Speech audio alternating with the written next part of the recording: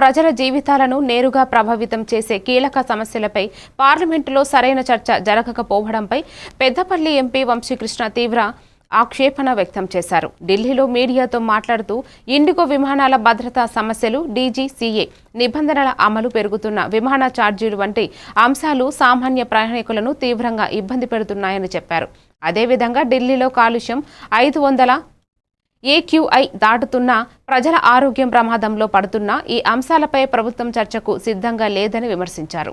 నిరుద్యోగం రోజు రోజుకు పెరుగుతున్నప్పటికీ యువత భవిష్యత్తుపై స్పష్టమైన దృష్టి కనిపించడం లేదని అన్నారు. రూపాయి విలువ పడిపోవడం వల్ల నిత్యావసరాల ధరలు పెరుగుతున్నాయని, దీని ప్రభావం నేరుగా ప్రజలపై పడుతోందని చెప్పారు.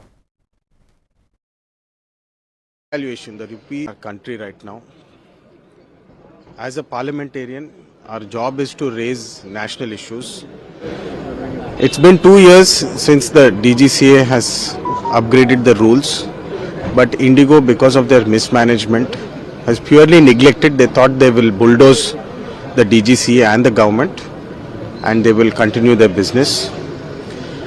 This should have been a parliamentary discussion.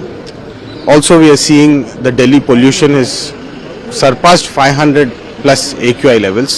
This should have been a parliamentary discussion.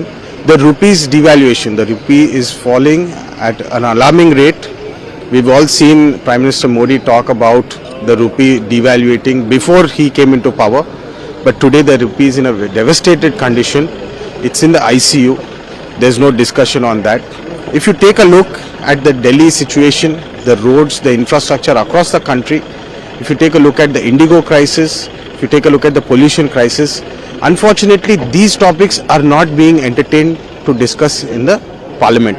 We are discussing about issues which are 150 years old. We have all respect for Vande Mataram. We all have contributed, we all learnt it, and we are very proud of our national heritage, our national history. But true justice to our country today would be to discuss on issues that are affecting the common man of our country today, the economy and the unemployment. We all are aware the Modi government has promised 2 crore jobs per year. So over the last 12 years, approximately 24 crore jobs should have been created by this government. We want to discuss on these issues. I wish the government looks at it.